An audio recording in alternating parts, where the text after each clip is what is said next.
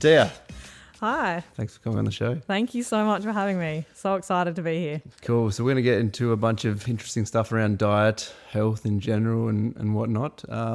Maybe if we could just start with a brief intro about who you are and I guess why you're qualified to speak on this stuff. Yes, thank you so much. My name is Mattea. I'm 34 years old. I was born in Adelaide and I'm an accredited practising dietitian. So I studied my Bachelor of Nutrition and Dietetics, and I've done a Master's in Public Health, and I'm currently studying my graduate diploma in counselling to further my counselling skills.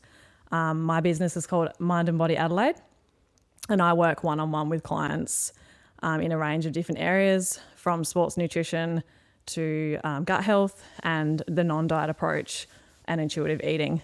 Looking at how to help people fuel their bodies adequately without fad dieting. That's kind of a brief overview of what I currently do and my background. What is a non-diet dietitian? I guess maybe go into your complete philosophy around, I don't want to say dieting because you're the non-diet dietitian, but what is a non-diet dietitian? What is intuitive eating? All of that kind of stuff. Beautiful. So non-diet dietitian, so I essentially work with people in a non-diet space. So traditionally, if you go see a dietitian or a nutritionist, they might put you on a fad diet, for example. If you're doing it on your own, you might see a fad diet online and try to follow that to lose weight. But what I do essentially is I don't prescribe any fad diets. So when I talk to people about food, I'm not talking to them about cutting food out or having lists of what you can eat and what you can't eat.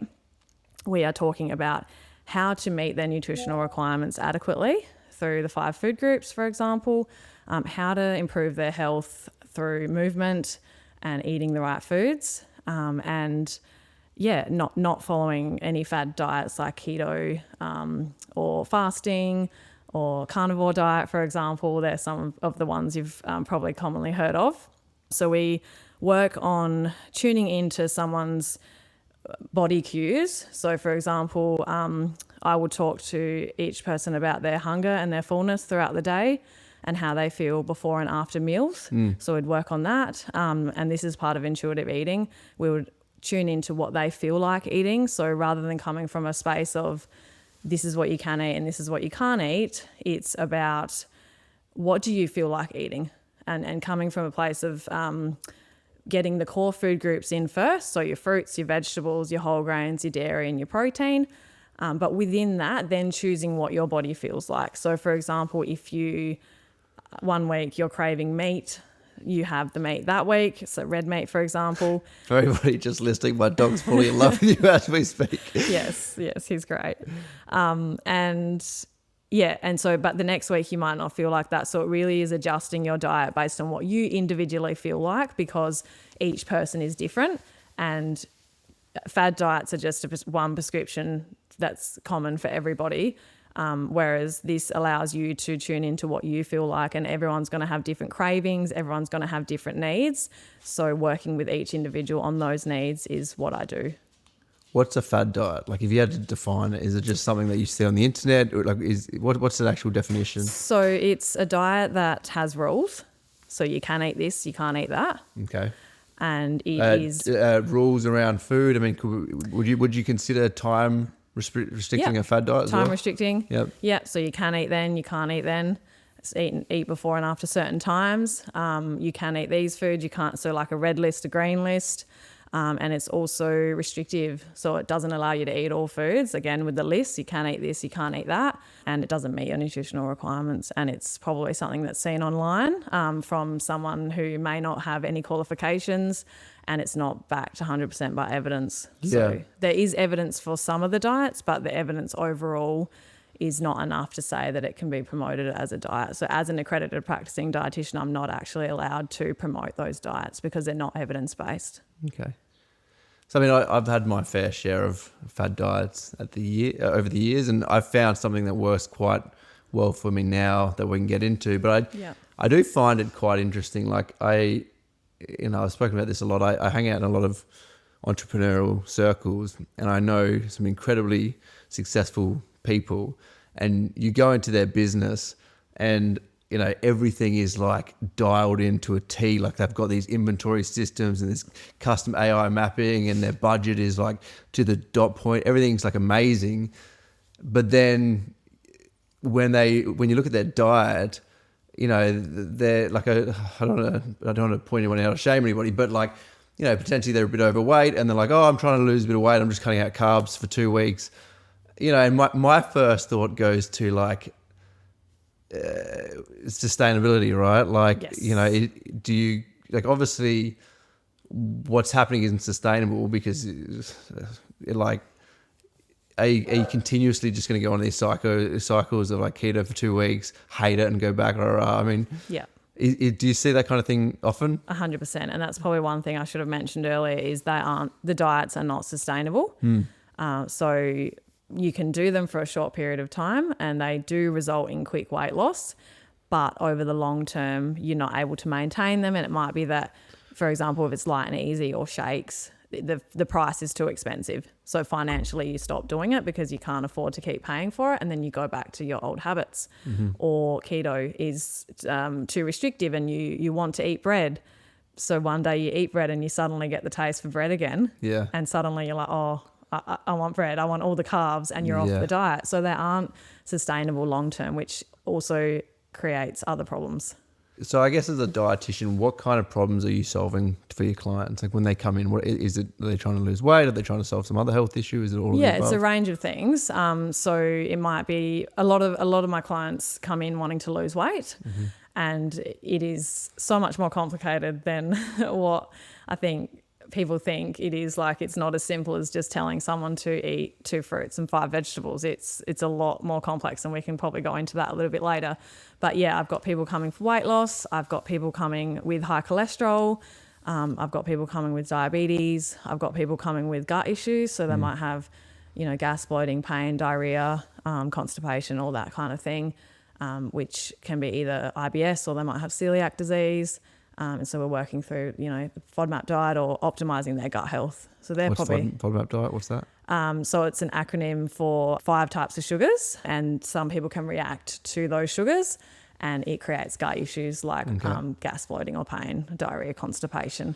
And I work through a process of elimination with them to help them ease their gut symptoms. Yeah, that's interesting. I mean, I'm kind of going through all of this now. My daughter was diagnosed with type 1 diabetes about 10 weeks ago. Right. Wow. And it's really made us start thinking about food, and she's just got a test and they're unsure, but she might have celiac as well, and she gets a lot of stomach cramps and stuff like that. So it's just a lot of this stuff I'm kind of just... Wow. Yeah, it's a lot. New world for you then. New world for us. Yeah. They do come combined sometimes with type 1 and celiac. Yep. Yeah. So I want to read out a sentence I heard you wrote somewhere. I realized that people usually know what to eat. The challenge is everything that sits around or that sits underneath that. Our mindset, our emotions, our beliefs about food, and our bodies. That's what really drives our behavior. Can you dive into that a bit? I love that. Well, you wrote it. So. Yeah, this makes sense. So over the years of working as a dietitian, so I have worked in a range of settings like hospital, community, and now in private practice. In my time in private practice, people kept coming for weight loss. And when I worked, obviously I have my own business now, but when I worked for someone else, I was restricted with time. So the time was 30 minutes for the appointment. And I found that, people would come in, I wouldn't have much time to sort of talk through with them what was actually going on in terms of their eating beneath the surface. So it was literally just me sort of telling people this is what you need to eat. And I found that wasn't effective because it was so much more deeper than just people needing to be told what to eat. Yeah. And oftentimes people were coming in and they would literally say to me, I'm walking in, I know what to eat. And so over the years, I started to want to really delve into, okay, well, yes, I know that you know what to eat because I know that people know what to eat. What is stopping you from actually implementing the healthy habits? What is stopping you? And so then I started to delve into that, and I found that it's really complicated. Yeah, like everything. Yes, and a lot of the time it is to do with bigger things like obviously emotions, mental health are a big part of it. So stress eating, anxiety, time is a big factor. So everyone is so busy, working, burnt out. So organising and managing food is really difficult. Yep. And then the mindset people have around food. So fruit is bad, for example, is a common one, or carbs are bad. So I stopped eating them, but then I'm eating a block of chocolate in the afternoon. So it's working through the reasons why people actually eat the way they eat and unpacking that, and then unpacking how to change their mindset, how to readjust their life to allow for more time for cooking or for shopping or planning or prepping. And, motivation, all the things, like it's so complicated. And so I've started now with my own business, I can have more time to actually talk with people properly and unpack some of these things that are contributing to their eating patterns. So how much of your job is just like dispelling myths from the internet? A lot. Massive. So much time doing that. And it's really difficult because, it's really hard for me because, there's a lot online and oftentimes it is from influencers or people without any qualifications. And I just try to educate my clients on the fact that, look at where the information is coming from, who is telling you this information, and always encourage them to just send me an email. Like if they see something, they hear something, just reach out to me and I will, try and help them as much as I can, but just be wary of where you get the information. Why do you think these, fad diets are so appealing? Weight loss, quick weight loss. Quick fix. Yeah, quick fix. It's a solution, a quick solution, something that they can, some people do like having the rules around food, and that helps them to be able to stick to something a lot better. And so I think it is, it's in the hope of trying to lose weight really quickly. And there is a belief that weight loss equals health, which is another whole thing we can talk about also, which is incorrect. Is it? Yes. Can you dive into that a bit more? Yes, I can. So we can lose weight by eating 1 meal a day, but is that healthy? The weight will go down, yes. Or if you follow a fad diet, your weight will go down initially. But are you actually improving your health? No, because you are restricting your food. Therefore, you are losing muscle mass. You're not getting the nutrients in that you need. You're not getting the fiber that you need for your gut health. So your microbiome isn't getting the food that it needs. So all these things start to happen. So just because you lose weight, it doesn't mean that you're healthier. Yeah. You could also lose weight, for example, eating McDonald's. Yeah. Right? But is that going to improve your health? No, because McDonald's food is not balanced. It's, it's not nutrients dense. So, it's not going to improve your health. There is a big difference between health and weight loss. God, there's so many directions I want to go in here. I know. We could dive into maybe intuitive eating a bit deeper. Just because what came up for me when you said McDonald's, like this is, whenever I think of intuitive eating, I guess it kind of triggers me in a way because like if I just kind of ate what I felt like, at night I would eat 5 maxi buns before I went to bed, right? Yeah. Like, so how do you balance intuitive eating with not just, ripping That's through processed crap? A question I've had before. Do you actually think you would eat 5 maxi buns? Well, okay, so this goes, I am a stress eater, right? So I used to be a stress drinker, and once I finally kind of got sober and worked through a lot of my issues, it was the same thing, behavioural issues, using drinking to deal with emotional problems, stuff like that. I did become an emotional eater, and I'll notice now, if I have something go wrong in the business, if I have an extremely stressful day, I can rip apart 5 maxi buns. Okay. But that's stress eating, right? Like that's me. My mind is in another place, just funneling stuff to try to. Yeah. And in that situation with clients, if they're like sad or eating out of stress, then I would be talking to them about some strategies to deal with stress and emotions on a brief level, because obviously I'm not a psychologist or a counsellor, so I'd either refer them on to a counsellor or a psychologist. But these are things that I'm talking about in my sessions, because it's not just as simple as, yeah, like you've identified, it's about stress and emotions as well. So working through that is really important. But the original question was about the maxivons, which was to do with intuitive eating. So it's just like the balance of so how I see processed foods, and I'm very conscious that I'm talking to a dietitian and I don't know what the hell I'm talking about. But how I see processed foods, right? Like they're easily craveable, and correct me if anything I say is ridiculous. High calorie, low nutrients levels, right? So I guess intuitively though, I kind of want them and have to resist that urge, but I know if I go for them from a calorie perspective, which we can get into, I know I'll just be pumping crap into me and potentially like that's not a healthy way to go. So like how does those two fit together? Oh my goodness, there's so much to unpack here. I love this. Yep, let's do it. So firstly, it's also about how we view a healthy diet, because the current view, societal view, is that a healthy diet is one that contains no processed foods, no sugar, no fat, right? That's kind of the general consensus, right? That a healthy diet is avoiding. So that would be, I mean, that's what would be how I see it. Yes. Yep. I'm happy to be told how I'll be correct. No, it's more about when we see it that way, in our mind, we think we're not allowed to eat any of those foods, which makes our mind want those foods more. Because when you tell your mind you can't have something, if I was to tell my clients in the session you can't have any chocolate, all they're going to want is chocolate. Why? Because it puts it up as like a luxury good or a... It puts it up on a pedestal of food, and suddenly you want it all the time.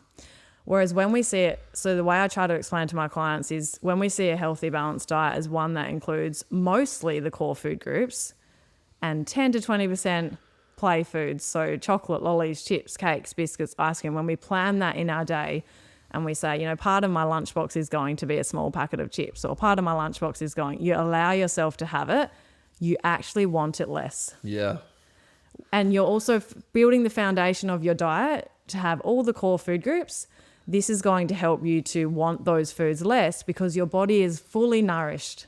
So if you're eating everything that your body needs from those core food groups, you don't actually crave sugar because your body's got enough carbohydrate.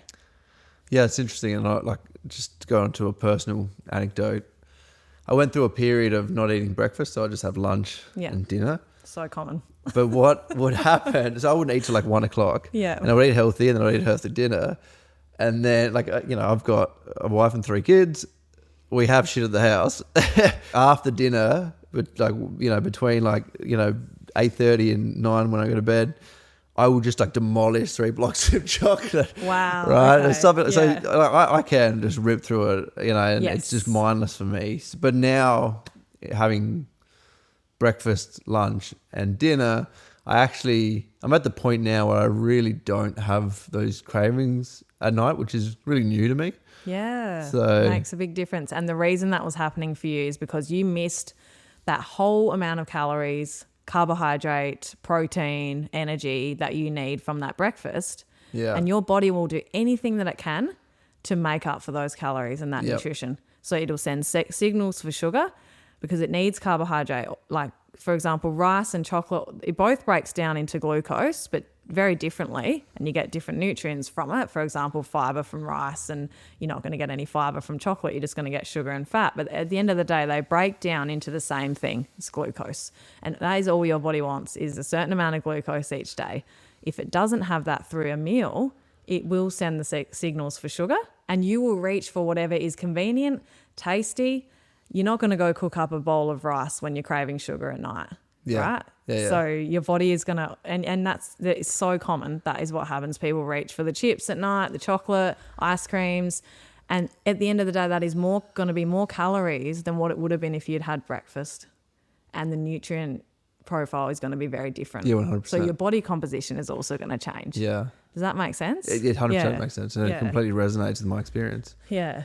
But I'm so glad that you have started eating breakfast because it's so important. Best meal, most important meal of the day. Yeah. So it sounds like, and again, this is what I'm hearing. So it sounds like intuitive eating, but also that has to go with some sort of framework. Yes.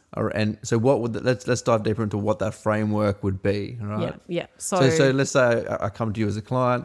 and I go, well, I'm just eating when I feel like it, but that ends up, I'll keep going back to it. That ends up with me eating 5 maxi buns at night, and then I don't eat breakfast. Or like, so what's the framework that I should be thinking about? Yeah, great question. So in the sessions, I would be looking at, what they're currently eating, obviously, and looking at each of those food groups. So the Australian Guide to Healthy Eating is a great framework, and people do, I guess, tend to demonize it, but it is really a solid foundation for a healthy, balanced diet to get all the Australian Guide to Healthy Eating. Yep. So the 5 food groups are fruits, vegetables, whole grains, dairy, and protein. Now, there's a certain amount each day that people need to be eating depending on their gender and their age. And so I would obviously be looking at those 2 things. And Are you talking about the food pyramid, or what are you talking about? Yeah, so it's not the pyramid, it's the circle, but the same sort of thing. The most up-to-date version is called the Australian Guide to Healthy Eating, and it's a circle, and it's got the 5 different food groups in it. Okay. Yeah. So there's a certain amount each day that we need to be eating. So I would be looking at each person's goals, their age, their gender, what they're currently eating, and then assessing that against the Australian Guide to Healthy Eating and looking at, okay, well, they're only eating 1 piece of fruit, but they need 2, for example. So they're missing fibre, they're missing carbohydrates there, they're missing micronutrients, vitamins and minerals, for example.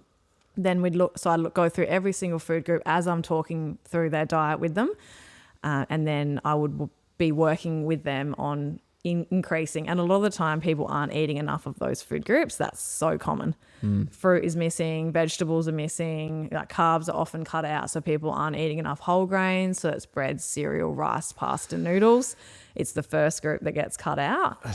Like as you're speaking, sorry to interrupt, but as you're speaking, like I'm just thinking about people in my life who are like, I don't know, diet's such a polarizing topic. Yes. And like I've had people like aggressively, go, oh, the food pyramid's backward. Do you know, like I don't know how much you get any of that, or people definitely kind of hide that opinions from you, but like, it's just that's what was sitting in my head as you were speaking. Like I've literally had that experience with people, and not that I get into it with them, but it's just like people are so passionate about they are. Like, where do you think that passion comes from? Good question. It's I don't know. It's like. It's for some reason it's like similar to politics in its tribalism, big time. Yeah, but I guess, and it tends to be getting more and more. And this is probably because of social media, but it tends to be getting more and more conspiratorial. Like they're doing this to us. Interesting. I think with that, it's really difficult. Like you're saying that, I've lost my train of thought now. Sorry. Repeat what you just said. I interrupted. I was just talking about kind of, I guess, the polarizing or aggressive nature behind people's opinions on diets. Yes. And I think it's really difficult because there is always evidence supporting and against all these different diets and the different ways of eating. And I think one thing I do want to say and be mindful of is the fact that, I've come from where I've come from and I have my beliefs and background, but I do try to see other people's views and take into account what other people are saying because, like I said, there is evidence for and against all of these diets. You could find a study that supports keto. You could find a study that supports, but it's looking at the whole range of evidence. And I think everybody's got to do what's right for them. And if someone finds something that works for them, I will just try my best to make it as balanced as possible. But I also have to accept that everyone has a right to do what they want to do with their diet. And if it makes them feel healthy, all I can do is really encourage them to keep a check on their blood results, continue to monitor their health with their GP. And at the end of the day, it's up to the individual. And I can only give what I know from my study and from my experience. Do you think these views on diet, I guess, are getting more polarizing, or am I just noticing it more? Like it's getting worse. And that's with, a lot of that's got to be at the feet of social media, right? Absolutely. There's so much on social media. Like I think the other day I saw someone just eating, like literally just hounding into a piece of raw meat. Like it's getting ridiculous. But it's complicated. Yeah. Okay, so do you think, I guess we've already kind of covered this, but like, do you think there is a perfect diet, or is it more individual for people's needs and goals? Individual. Yeah, I don't think there's one diet that is right for everybody. Yeah. I think it's working with the individual based on their tastes, their preferences, their lifestyle, and finding something that is going to be sustainable for each person is very important, because I want someone to be able to do and continue the changes. I always tell this to my clients: ask yourself, can I maintain this for the rest of my life? Because essentially what I talk to people about is what I want them to continue forever. It's not something that I want them to do until they get to their goal weight and then they stop doing it, which is also what a fad diet is. You know, you have this expectation that you do this diet until you get to your goal weight, and then you either don't know what to do or you stop. And so you go back to your old ways. Yeah, I mean, I think that's applicable to basically doing anything in life, right? Like, so many people optimize, I guess, for what would be perfect for performance, yet they don't think about sustainability, and then they burn out. You know, I can think about this in people starting businesses, all that kind of stuff. Yes. Yeah. And seeing it as a long-term goal. So and it also relates to whatever you're doing in life. Like, I always use the example of me with my swimming. So for those who don't know, I do triathlon, and I started swimming 4 years ago. And I think about how far I've come in that 4 years, but it has taken me 4 years of consistently swimming 2 to 3 times a week to get to where I am today. I didn't know how to swim at the start of it. If I had stopped after a month and said, oh, this isn't working, I wouldn't be where I am today. So I try to tell people with the same thing with food and with their body composition, that just don't see it as I want to get to this goal within 3 months. You know, see it as a long-term lifestyle change that is going to last forever, and that it is going to take a lot of time, because again, I've had clients who've come back after 4 weeks. Nothing's changed. I haven't lost any weight. And they get frustrated and they stop doing the things. Because it's not moving fast enough. Yes. And again, that comes back to that, the topic around that weight doesn't necessarily equal health. Like, the weight might on the scale might not have gone down, but they have actually improved their health internally by making the changes that we've discussed. Yep. And that's another whole thing we can talk about as well. But what's that? Like the weight and the health and body composition and scale. Like, the scale weight doesn't tell us much. Yeah. I obsess over my weight. I'll be 100% upfront with that. I weigh myself every day. Okay, tell me more. I DEXA every quarter. Right. You know, and I beat myself. Look, I'm quite extreme in a lot of ways though, but I do beat myself up. Yeah, I don't encourage people to weigh at all, actually. Yep. Unless, like, if they really want to, I'll say, look, that's up to you, but I personally don't recommend people weigh themselves. And if there's someone that has been weighing every day, I'll work with them to, say, slightly reduce it over a time period, rather than, because it can be scary to go from weighing yourself every day to letting go and not knowing that number. So why? And I'm saying this is, like, I do agree. Like, I have young girls, and I've had women in my life.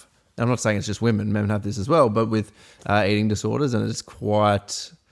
It's a brutal and extreme thing, right? So, but why do you try to move people away from the scales? So, I guess with weighing yourself every day, there are fluctuations that are going to happen each day, and it doesn't really give you the best measure of what's actually happening over a long period of time. So there's the daily issue, then there's the longer term issue where your weight, we don't know whether when you weigh yourself, it just tells us a number. We don't actually know your body composition. Now, you've already said you do the DEXA scans, which is fantastic for differentiating between muscle mass and fat mass. Mm-hmm. But with the scale, you could be 90 kilos but have mostly muscle, or you could be 90 kilos and have mostly fat. So body composition is more important than that number on the scale, because the number on the scale tells us a number that doesn't really tell us anything about your health.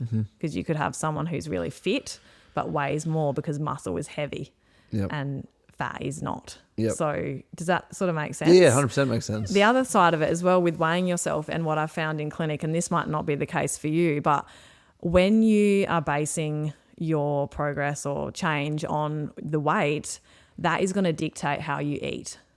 So for a lot of people, when they see the scale go up, they will restrict their eating and not eat, because they think, I need to get this number down. Okay, and the problem with that is it leads to the unhealthy habits of restriction, restriction, then the binging, and then you're not getting your nutrients in. You're not actually fueling your body with what it needs. you're going to miss those nutrients. Yep. And it can go the other way. I've lost weight. Oh, beautiful. I'm going to celebrate with a block of chocolate. Yeah. So then you go and eat based on that number changing. Okay. And it dictates how you eat versus coming from an intuitive approach, which is like, why would I go eat a block of chocolate just to celebrate my weight coming down if I don't feel like chocolate and it makes me feel sick, right? Whereas intuitive is like, I feel like chocolate, I'm going to eat chocolate regardless of what the weight says because I'm not weighing myself, so I don't know. Yep. It comes from a place of listening to your body and honouring what your body actually wants and needs at the time. Yep. Very hard to explain, but hopefully that is kind of clear. Yeah, you did very well. I understand. And what about, you spoke about, weight necessarily, like ignoring body composition, is weight not necessarily means related to health. Like what other, I don't know, I want to go to metrics, but like, like how can you, I guess, increase your health without changing body composition? Yeah, great. So I guess we want to be looking at, again, like obviously firstly your diet. What are you eating? What are you meeting those nutritional requirements like? Because each food group is there for a reason and to get certain nutrients that your body needs. So yeah, like you need fruit for fiber and vitamins, you need vegetables for fiber and vitamins, you need whole grains for fiber and B vitamins, you need protein like meat, chicken, fish, eggs, tofu, legumes for muscle mass, and you need dairy for calcium for your bones. So when we're not focusing on weight, we're focusing on how do these food groups actually improve our health. So if we eat enough calcium, we're going to have strong bones all the way through our life into old age, which is going to mean less fractures when we get older. If we eat enough protein, we're going to have enough muscle mass as we get older, because we know from the age of 30 or 33, I think it is, your muscle mass starts to decrease unless you keep, training and eating the right amount of food. So we're looking at that. And the 3 fiber food groups, which are fruits, vegetables, and whole grains, if we're eating enough of those, we're going to improve our gut microbiome. So we're going to give our gut microbiome, which is all the bacteria in your stomach, enough fiber to thrive off of. And the gut is really connected to, I'm sure you've probably heard of this before, but the gut is important for your mental health. It's important for your immune system. So that's sort of a quick overview of, diet, first looking at that and looking at eating enough and putting enough in to improve health rather than it being about weight loss. And naturally your body composition is going to, No, please. Naturally your body composition is going to change without focusing on weight, because you would have been making changes that will allow your body to build more muscle, to lose body fat, because you're giving it enough nutrition to change. Yeah. So if I was to put that back into you in layman's terms, because there is a view out there if it fits your macros, if it fits your calories. So let's say if you're getting the right calories and macros, but all you're eating is cheeseburgers, other things are going to go wrong. Correct. That, and things are going to start falling over, and you might not necessarily even bring those back to diet.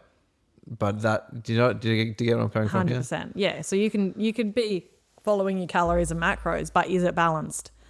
Are you getting the right food groups in and the right amount of food and types of food that you need? It's also the balance of everything too that's really important. And oftentimes people are eating a lot of protein and no carbohydrate and not seeing any change, because you need the energy from the carbohydrates to actually build muscle. Yeah. And so restricting food is not the answer, is probably the message I want to get out there. Yeah. It's like there's this big culture around restriction and cutting foods out. But what I try to promote is, let's add food back in.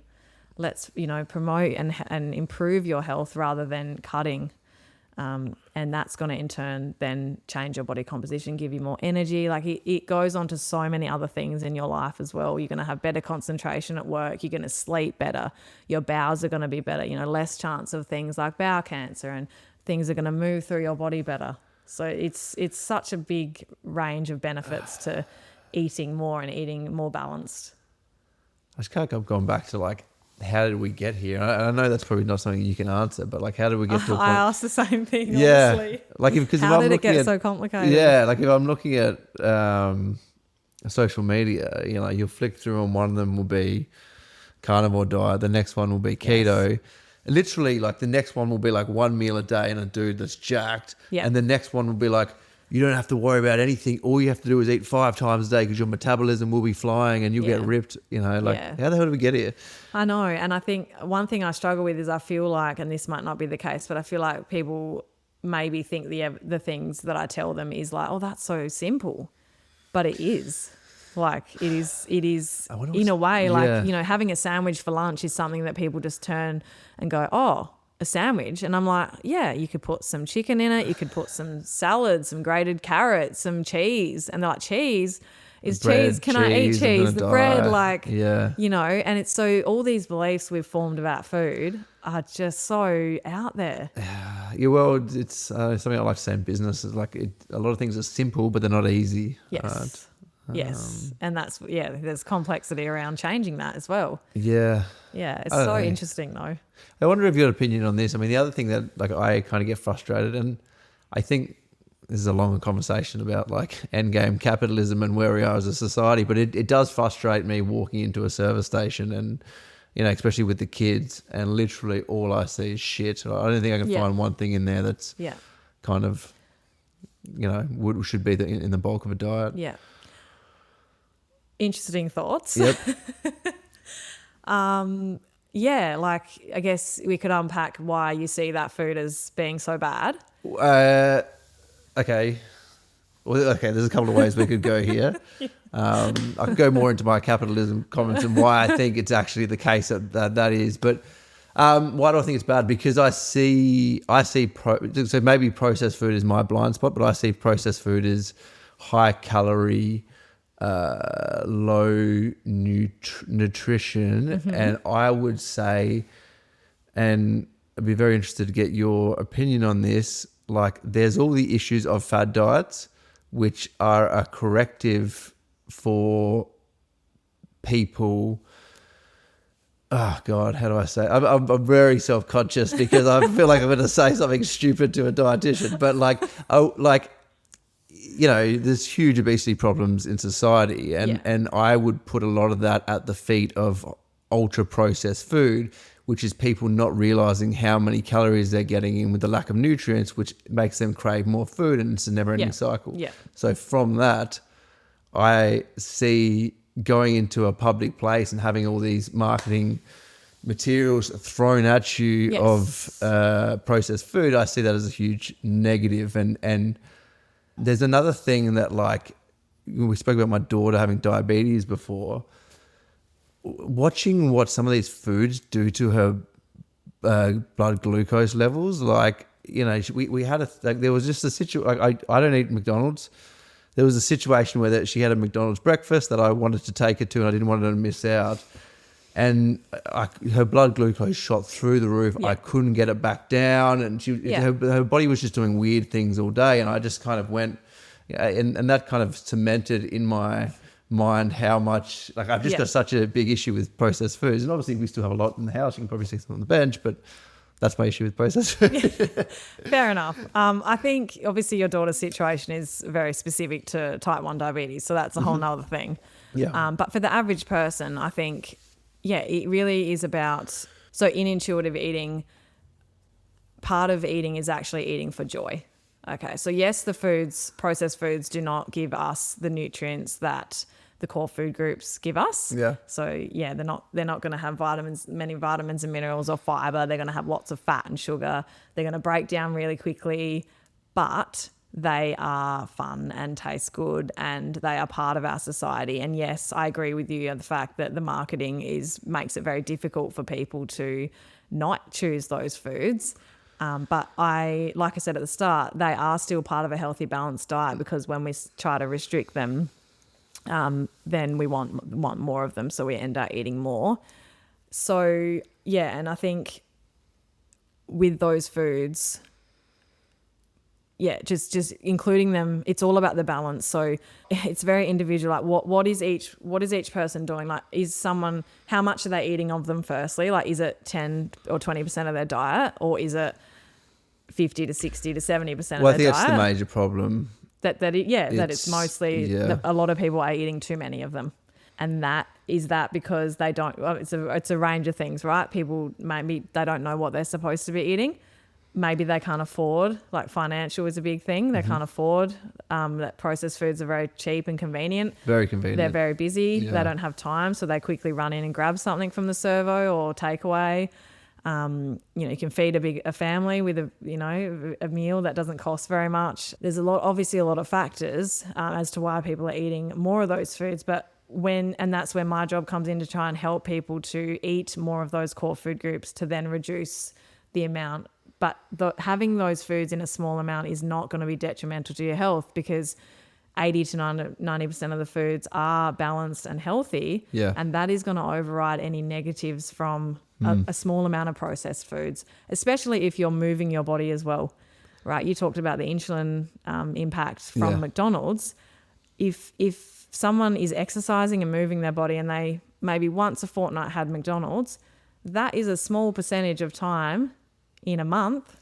Yeah, but that once a fortnight thing is like... It doesn't have to be once a fortnight. Well, it's just an example. Yeah. I guess what I was getting at is like, I think I would, based on what I've seen, I think the ratios, most people are not in that 90-10 percentage or whatever. No, that's right. Yeah, a lot of people aren't in that, and it's about bringing the ratio, like changing that and bringing the ratios down. But that's a very complicated thing to do. And it's very individual. Yeah.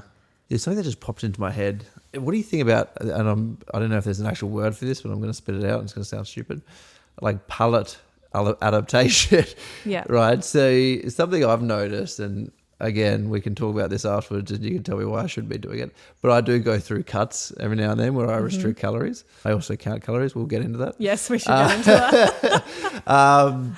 But like I noticed during a cut, my dessert will be a punnet of blueberries, and they will taste so goddamn good. Yeah. Right? Whereas like I feel like before I was really dialed into my diet, I felt like blueberries tasted nothing. Yeah. When you were eating like other sweet foods? Or? Yes, when I was eating a lot of processed stuff. Yeah, and that makes sense. I don't know the exact science behind it, but it makes sense that obviously the sweeter, if you're eating more sweets, like processed sweets, compared to natural sweets like the blueberries and whatnot, obviously it is a lot sweeter, so you are going to get used to that level of sweetness, and then the blueberries are going to taste very different. Yeah. Versus when you are cutting out that sugar and not eating any of it, then obviously blueberry is going to taste really nice. Well, I think that's where the slow changes come into effect, because if you just change everything instantly, then you're potentially going to go through a period of just like, this is drudgery, and go straight back to how you were eating previously. Yeah.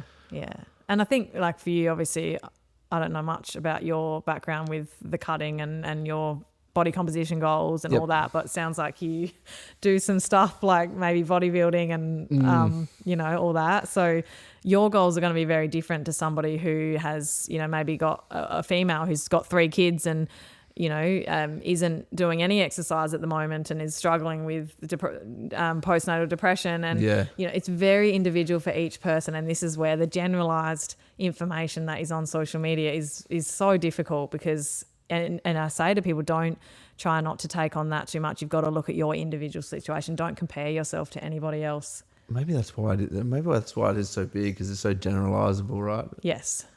Yeah. All right. So I want to talk about relationship with food. I mean, what does a relationship with food actually mean? What's a positive relationship versus an unhealthy one? And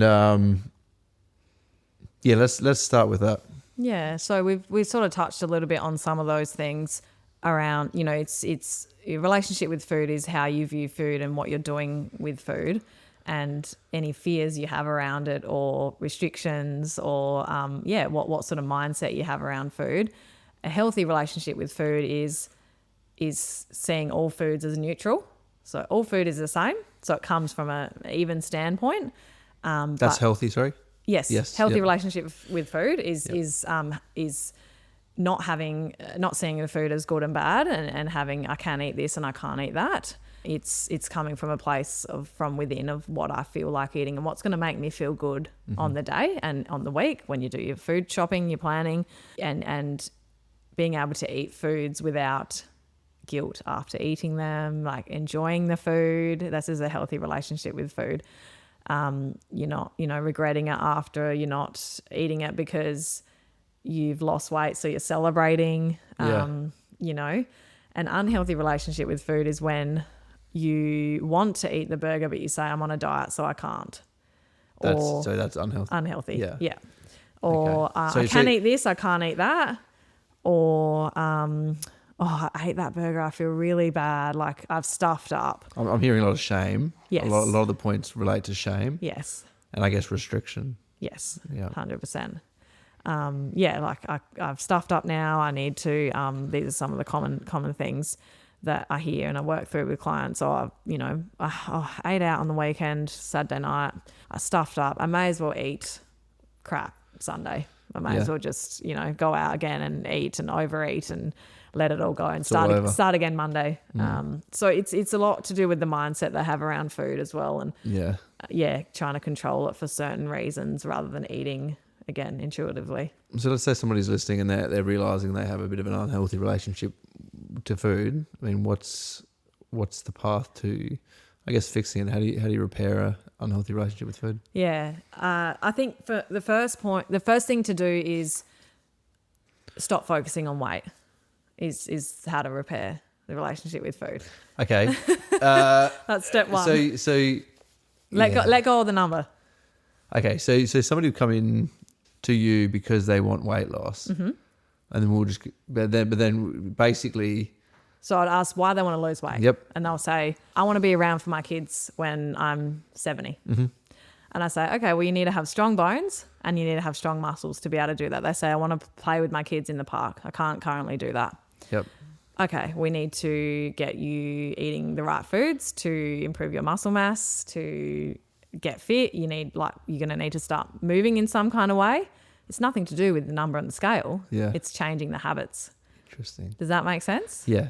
At the end of the day, none of it comes down to weight, right? Because if someone wants to reduce their cholesterol, it's nothing to do with weight. It's what you're eating, right? It's the lack of exercise that you're doing. You don't need to focus on the weight. The number's there, but it's the habits that matter. So you said because they want to be. Okay, so that was just one example. Well, but people have lots of reasons. I want to dive into some other ones, right? Yeah, so somebody comes in and they go, I want to lose weight. You go, why?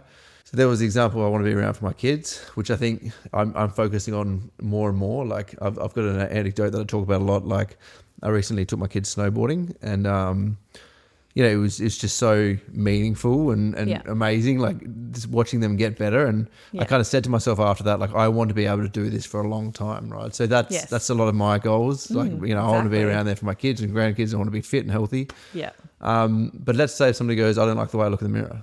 Yes. Where do we go from there? That is a tough one. That is why I also started studying counselling, because I wanted to delve more into some of these psychological things that come up in sessions. And that is really around acceptance of where your body's at, what you've been through. So a lot of times people don't realise the amount of trauma that we go through in life and how that affects our eating and the shape of our body, and that people are just doing the best that they can. And so I have, oftentimes I'm telling people or talking to people about looking at what's happened to them. How have they reached this point? It might be that they've had, their mum has been sick in hospital and, they were visiting them every day and they were really stressed. She's, maybe got a terminal illness and, they started eating from the hospital or eating convenience food because they were busy. And so I try to talk to people about, be kind to yourself. You have got to this point because of things that have happened to you in your life. You don't just gain weight. Things happen. Yeah. It's not just like you've suddenly, well, for some people it can be that they gain weight really quickly, and that could be a hormonal thing. That's a whole nother thing. But yeah, why they've gotten to that point is very complicated. And so it's just about being kind and compassionate to yourself around where you're at and coming from a place of love for your body rather than, hating it and trying to change it. It's like, and again, unpacking it. Why do you want to change your body? What's it going to help you do? And a lot of times, again, it just comes back to those things.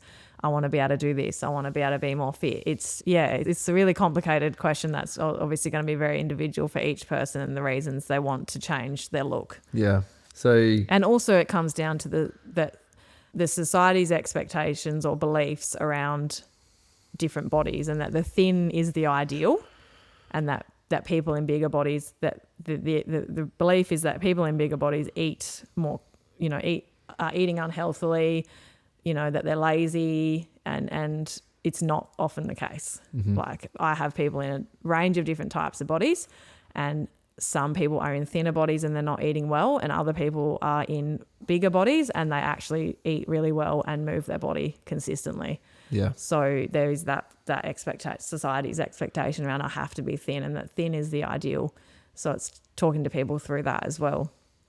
Yeah, it's interesting. That might not have answered the question. No, but it did. Like, and it's again, really my hard. brain's going off in 10 different directions, right? Like, I don't know. I've seen a lot of stuff on social media about like bring back fat shaming and stuff like that, because it actually works. And obviously, this is just another. I find those fairly gross, and it doesn't help. Yeah. It's just another. Social media is actually just a mess. Yeah, it really is. Yeah. Yeah, but yeah, everyone's got a different body, and I think that's really important to acknowledge and talk about, is the fact that it's not the size of your body that determines your health. It's the habits that you're leading. So, you can have someone in a thin body who's smoking and drinking and doesn't eat anything. They're not healthy. But we'll look at them and go, they're healthy. Yeah, gotcha. But they might not be. Yeah. And I've had high cholesterol before. I've had kidney issues when I've, tried to do bodybuilding and increase my protein too much. Kidneys were struggling. Wait, were you counting calories when you were bodybuilding? Back then I was, yeah. But then that became really obsessive as well. So that's another thing with we'll talk about calories and calorie counting. But yeah. So, well, I want to jump into sports nutrition, but let's talk about calorie counting. Let's do it. Yeah. What's the problem with it? The problem? Okay. so many problems.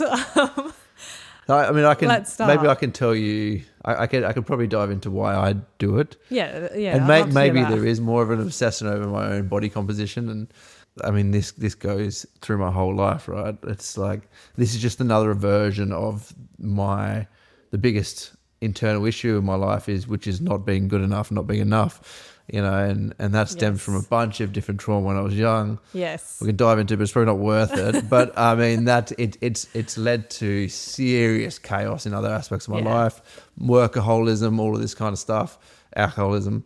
But if I'm being honest, it probably is another version of that. But the flip side of that is, like, I think I do feel, oh God, as I'm saying this, it sounds stupid. I think I do feel better when my body composition is better. And I find that I kind of spiral out of control from a weight perspective, or what I would say is acceptable for me, without counting calories. And counting calories doesn't really bother me.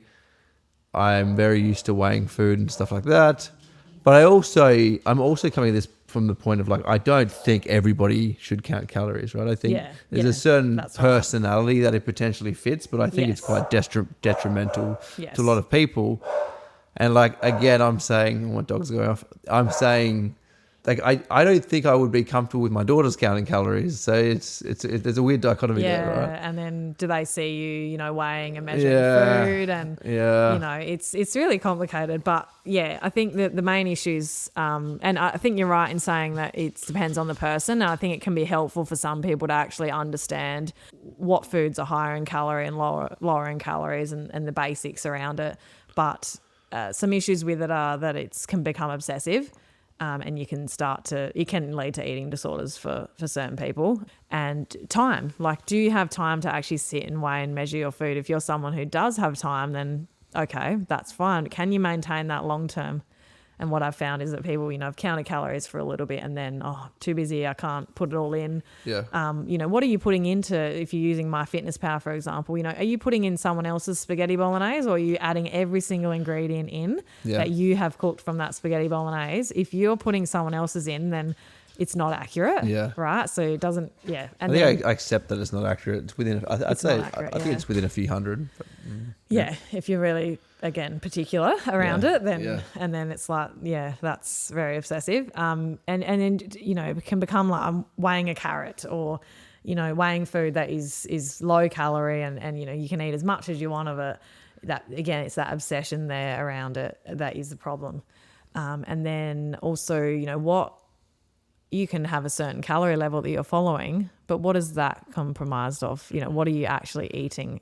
Is it mainly coming from, again, let's bring it back to the food groups. Are you eating all your calories, or most of your calories are coming from the protein food group, but you've got none coming from whole grains, you've got none coming from fruit, and not much from dairy. Do you know what I mean? So it is about the balance in the end. Yeah, it feels like you're saying it's a distraction from the core principles, which is, are you getting the correct food groups in? Yes. On a regular basis? And that's right.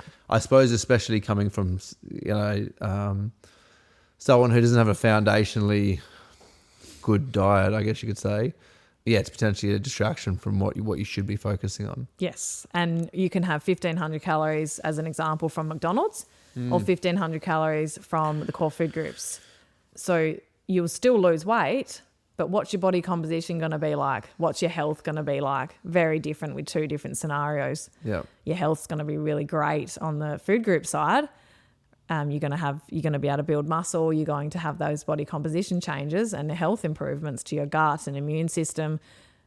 1,500 calories of McDonald's a day. This is just an example, extreme one. You're not going to see the body composition changes you want. You're not going to be getting the nutrients in that you need. Your gut health is going to be, you're going to be starving because it breaks down very quickly. Yeah.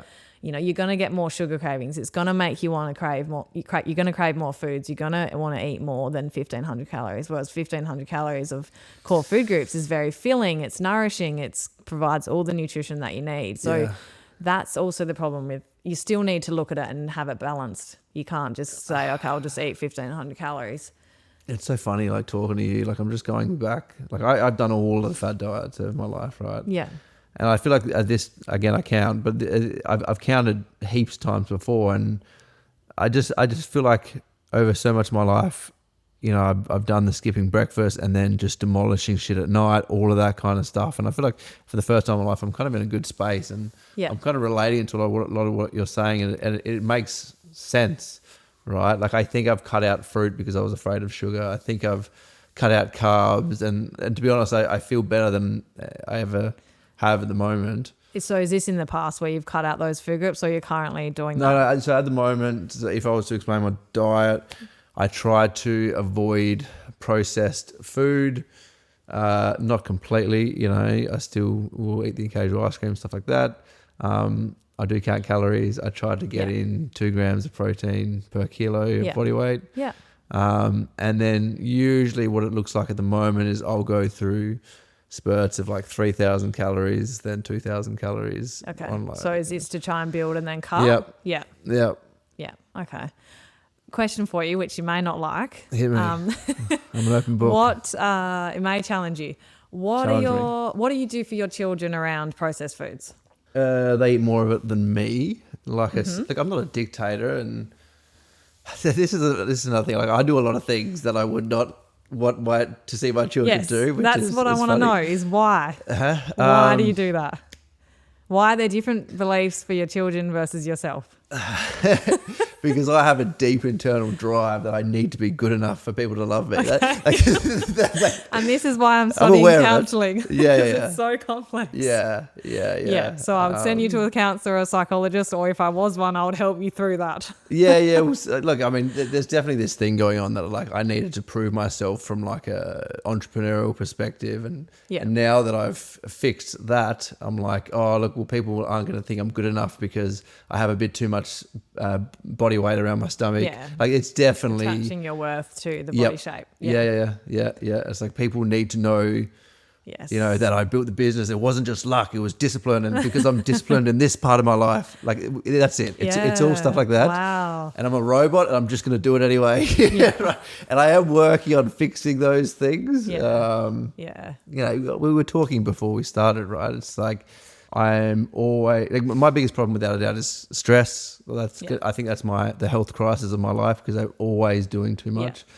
And it's one of those things where like I'm conscious, and like on the podcast I'm always talking about balance and fulfillment and happiness, but then like my internal drivers constantly drive me to do other things, and maybe I'll hit enlightenment in my late 50s and hopefully before then. We'll see. Honestly. But yeah. And it's the case for a lot of people with the burnout, and overdoing stuff in their life, which then impacts obviously stress levels and then eating, because if you don't have enough time, you can't, well, it's not the case for you because you sound like you're very on top of your nutrition in terms of managing it and planning it all. But for a lot of people, that falls first. The exercise and when they're busy, the exercise and the food drops off, the first things that drop off. So a lot of it came, so I think a lot of my obsession, it started with exercise. It started when I got sober. I used food for the same thing as you, but I was using alcohol to, I don't know, numb a lot of the feelings of not being good enough. And when I quit drinking, I realized pretty quickly how restless and energetic I was. I can't sit down at night. I'm a very restless person, and I solved a lot of those problems with training and meditation, and I think that they just almost became my next obsession. I'm just a very obsessive person, I think. Yeah, I think as well, I asked you about the children and the food, their relationship, or your thoughts around food and in relation to theirs. What I try to use for people as an analogy, if they've either got children, what would you do for your children? And that's what you ideally want to do for you. What balance would you be putting in their lunchbox? You're not going to restrict them from having a packet of chips or a small chocolate bar with their lunch. Try to implement those same principles for yourself and have that balance around food that you would give a child, or that you'd want your own child. Or if you don't have children, what would you think you'd want a child to have in their lunchbox? Yeah. And that's the same kind of principles you want to live by. Yeah, it is. In terms of processed foods anyway. Because when we restrict children, they want it more. So oftentimes if kids are restricted those processed foods, when they go to a party, for example, they'll be the kid that is at the table just taking in all the food because they don't get it at home and they're not exposed to it. Yep. Right. So when they do get the opportunity to eat it, they're going for it. And the same thing can be applied to us as adults. If we restrict that food when we're at home and in our everyday life, when we go to a party or when we eat out, we're going to go for it, right? Because it's I can't eat this at home. I'm going to eat it now while I can, and it causes us to overeat. Yeah, so many crossovers between that and So alcoholism as well, right? Yeah, okay. It's just I remember before I kind of got sober for good, I would restrict myself for long periods of time, and then when I would come back, I would just binge, right? Yeah, same sort of thing. Yeah, it's interesting. It's so complicated. Yeah, that's so interesting. Humans are complicated. We really are. Okay, sports nutrition. We've been going for an hour. You still got a few? Yeah, cool. I'm good. Let's talk about sports nutrition. And again, I'm going to tell my own embarrassing anecdote. Okay. I've done a bunch of endurance events. I don't know if I told you this. I did 7 marathons in 7 states in 7 days a few years ago. Oh wow! Yeah, it's part of Bravehearts. Yeah, we raised money for charity. We so flew to good. Perth, ran a marathon. Next day, flew to Adelaide, ran a marathon. We did the whole country. One of my friends who did that actually went on and did 7 marathons in 7 continents in 7 days. Wow. But yeah, a lot of my endurance training looked like me obsessing over my weight. So I wasn't eating enough. So I wasn't recovering. So I was always hammered. Yes. How do you think about sports nutrition? Oh gosh, that is so common. Just punishing myself. Because people focus on the weight and rather than the fueling for performance, which is really, really important, particularly with recovering and being able to continue day to day and back up those sessions and get the fitness and endurance gains that you need to be eating enough nutrition. And this is a whole nother, completely different to what we've already been talking about, because we want to be eating lots of food and eating adequately. Obviously, we want everyone to be eating adequately, but sports is another whole level of nutrition that is needed. And in particular to, prevent injuries like stress fractures, to prevent energy deficiencies like RED syndrome, for example, for women. What's that? Relative energy deficiency syndrome. So it's when you start, for females, it's when you start to, you don't have enough energy to supply for your, you don't have enough energy supply for your training. So then it starts to use your body's stores, and you start to, for example, your hormones your hormones change, so you lose your menstrual cycle. You start to get bone stress fractures, stuff like that. So nutrition is super important in particular, to be eating enough and getting, like, I've talked about the 5 food groups a lot. It's like double that when you're training. Yeah. Yeah. Still don't count? No. No, still don't. No, I don't personally. Yeah. Yeah. Again, it's very individual. Yeah. If someone it can be helpful to be eating enough, actually, in endurance. Like if you're someone is struggling with fatigue, or you're falling asleep at work kind of thing while, training for a big event, there's some signs we can see. And so it can be helpful to sort of show people, maybe calories or macros roughly, to say, this is kind of what you need to be aiming for. You're not eating anywhere near that amount. Yep. And just using it as a guide to tell them. But still, I base it on the food groups and how much people need to be eating from those food groups. And oftentimes it's also about calories, like high calorie foods, like adding things like avocado and olive oil and stuff like that to get more calories in for endurance athletes. Okay. Do you think about macros or anything? No? Just more food out of the main I'd food? roughly work out someone's protein requirements, but I wouldn't get them to be counting the macros. I would just sort of educate them on how much, for example, in a meal they need to be eating. It's different to the standard meal of someone who's not an athlete. They might need a bigger portion of meat or fish or chicken. They might need more rice or pasta with their meal. So, and then fueling before and after sessions is really important. During the event, we'd be looking at that, how they're going to fuel, and building up to that fueling in training. So, if you're doing your marathons, if you're building up on your long run, we need to be practicing the nutrition that we're going to implement during the race as well. So there's all those little things to work through with sports nutrition in sessions that I would be helping people with. Awesome. That's a very brief overview. No. There's a few other things I want to touch on. I mean, one of the other things I wanted to talk about was, we did touch on this a bit, but you're studying counselling now. Is that to, I guess, supplement or continue on with like, how do you see the connection between, I guess, mental health and diet, nutrition, all that kind of stuff? Yeah. Over the last probably year is when I sort of started thinking, I've been doing the counselling study for a year. The year prior to that, I started to delve more into mental health, people's mental health problems in sessions. Like, it would just come out that, they've had something stressful going on, and, suddenly they're crying. And I wanted to talk more about mental health with people, because I could see how much it was impacting people's eating. So interesting, because like, they think they're there for you to tell them what to eat, and then it just turns into this. No. Yeah. A lot of times people have said, you're more like my counsellor than my dietitian. Yeah. And I loved delving into that stuff. And obviously I'm not a counsellor or a psychologist, so I wouldn't ever cross, the boundary of what I could help them with. But obviously I'd listen to them as they were speaking and ask them if they'd seen a psychologist or a counsellor, and encourage them to see one alongside me, because it's obviously going to help.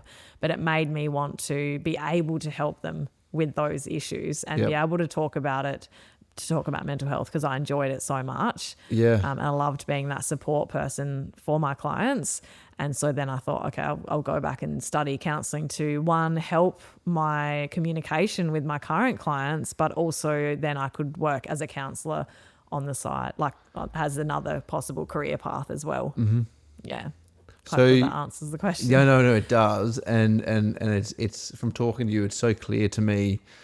Yeah, I guess the connection we talked about at the start, the underlying issues being ones of like mental health and other stuff going on, mindset, stuff like that.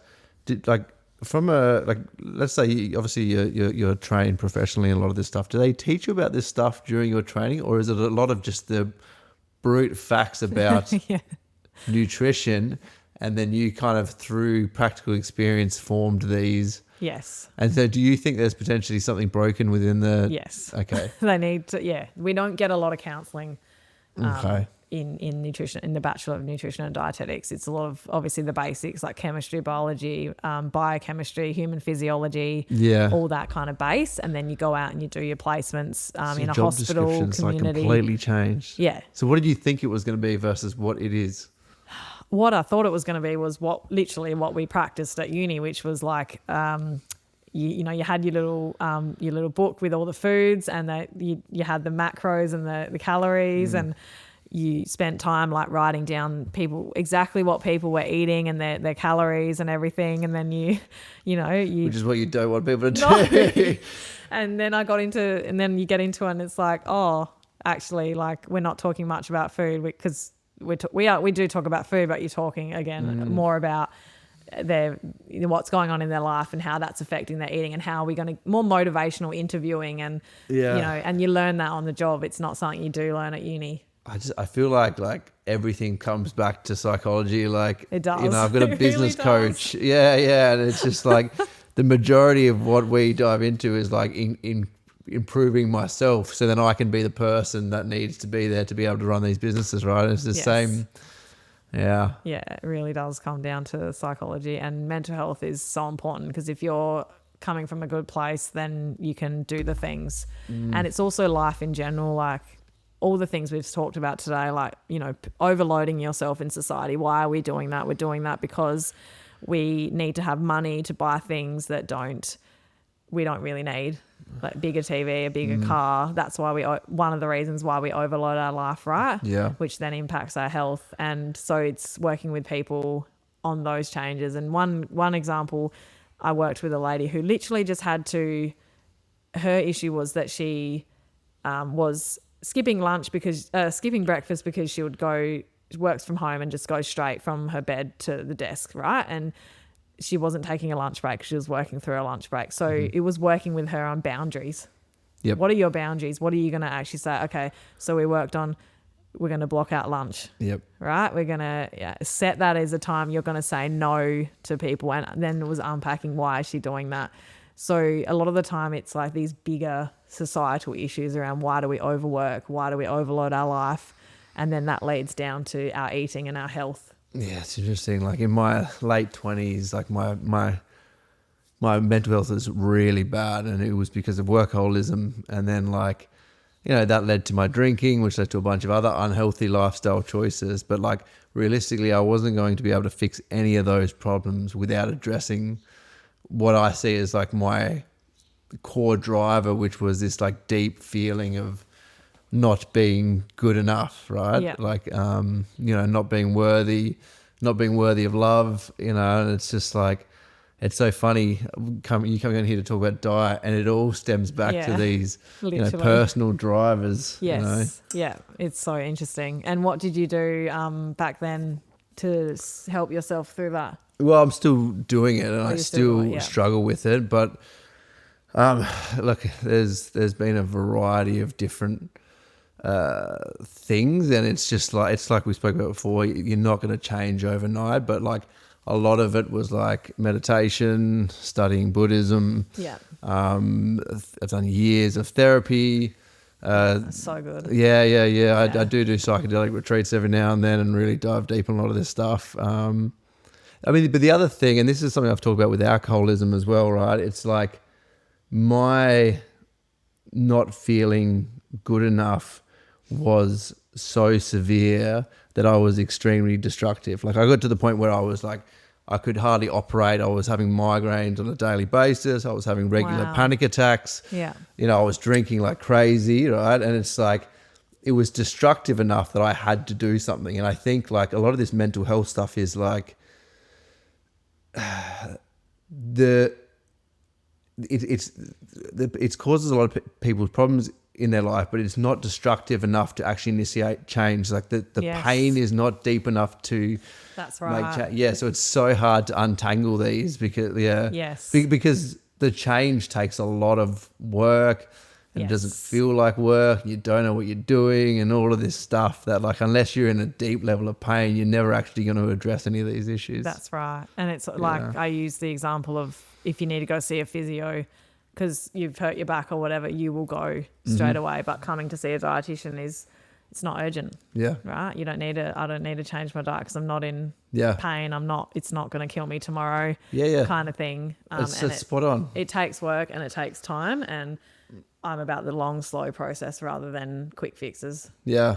It was just like, so I injured my elbow snowboarding 12 weeks ago, and I've done nothing about it because it's not bad to justify. I know it's probably going to lead to long-term issues, and I'm just like, it's not painful enough that I care. I can still do weights and stuff. So. Oh no. Yeah. Is it because you're too busy, or you just? Yeah, well, it's a cop-out, right? Too busy is a lack of prioritization, right? Yes.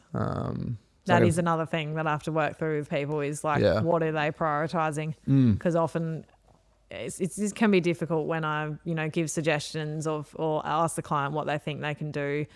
And if you get pushback or, I can't do this because of this, I can't because of that, and then it's what's more important at the end of the day, you've got a certain amount of time, what can we change? If someone's, look, I just can't work any less, or I can't do any less of this. It's really just about juggling everything and trying to prioritize and looking at what are those person's individual values. Yep. If health is a huge value, like it's really important to me. So food and nutrition and movement is always going to come first in my life, no matter what. I'll always prioritize it, but it's not the case for everybody. But how did you determine that was a value? So that's the other problem. I don't think people have actually determined what their values are. No. And so they're driven by their internal insecurities. Yes. Much bigger conversation. But like I was just blindly driven by this, like I need more so people will like me. Like I was unaware, and then without actually doing that work to determine, okay, what are my values? My values are I want to be a good husband and I want to be a good father. Yeah. I want to have I want to care about my physical health. I want a level of spirituality, and I also want to build and generate wealth, right? Yeah. So that's 1 out of 4 buckets, not the only bucket. That's all the other things I care about are crumbling, right? So like, how did you know you were passionate about, or how did you determine that was a value, or is that something that just always been there? Always has been there. I think I had an eating disorder when I was in my teens, and that's where my passion for nutrition and helping people fuel their body adequately came from. Yeah. And I just wanted to, like, once I came out of that eating disorder, then I wanted to feel good and have energy, and because I'd come from a place of the restriction, the calorie counting, weighing food, all that sort of thing, and that was really not fun. Like that wasn't a good life. And after that, I just wanted to have energy and to be, just to be really healthy rather than thin, because no matter what weight I got to, 45 kilos still was not good enough. It still didn't make me happy. So it's I'm conscious of time, but can I ask you about the eating disorder? Yeah, Is that something of you're course. comfortable speaking about? Absolutely. Where do you think that was coming from? And okay, again, like I've known women in my life who've had eating disorders, and like I am terrified of raising. We spoke a lot about social media, and I have my huge problems with them, but then we also spoke about like them not being the only one who doesn't have these things. Like they're gonna get to an age where they're gonna be on social media, and I'm so scared about body image and all of those kind of things. And now you've got me rethinking about my whole counting calories in front of them thing. The way you act as well. Like if they see you weighing yourself, then that implies that, weight is an important thing, that it's important to control your weight, that it's important to... Oh, God. So whether you do it, if you do it in private, that's probably going to help. But also looking at whether you want to continue doing it. No, It's everything you do is obviously seen by children. Yeah. Like they pick up on all these things. And so the values and the way you have the things you do around food and body and the way you talk to them about it is really important as well. But I got called fat in primary school, and that just set off, I started to believe, maybe I am fat, and I started to cut back my food, and I started to eat around, the same thing every day. Then it became about the control and getting that number down and making sure, the obsession around making sure that number was staying in that range. And I would weigh myself every day, twice a day. And I just remember, like, if it had gone up even by 500 grams, I would be in the kitchen crying to my mum on the floor.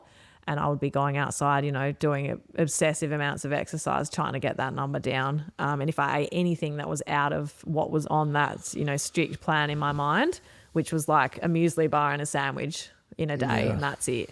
Do you work with people like this? Yeah, I do. What's the guiding principle? What's the way out of that?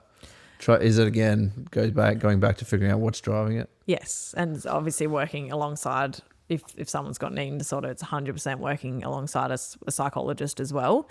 And from my approach, it's getting them to, at the same time as working on the reasons why they want to control their weight and get really thin, it's about getting their eating back up to the minimum requirements first that they need to be eating. And then it's about working on mixing up the variety and improving their nutrition from there.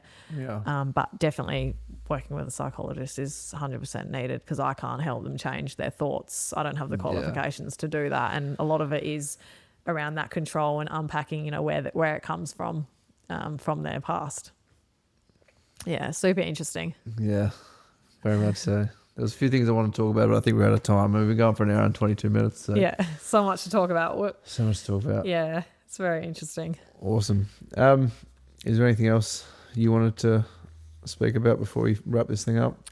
No, but I just hope that the approach that I use has come across, that it's, about balance. It's about fueling your body adequately, eating enough of the core food groups to improve your health long term and to live a healthy, balanced life. It definitely has, and it's got me reflecting, I guess, on my obsession over calorie counting, but also what kind of message I'm giving to my girls. I am worried about that now. But it's definitely come across, and it's just like, it's crazy talking to you as a professional, and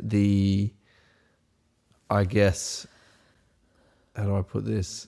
Like the difference about speaking to you and everything you're saying makes so much sense, and then what you see out in social media, and I guess the polarization around diets, and again, like I've had people aggressively, but it's not like I have these debates with them, but literally just like going, oh, the food group is upside down, but it's just such a polar opposite conversation, and I really valued it. I learned a lot. It was fantastic. And I really encourage people to see an accredited practising dietitian if they want some help with their nutrition.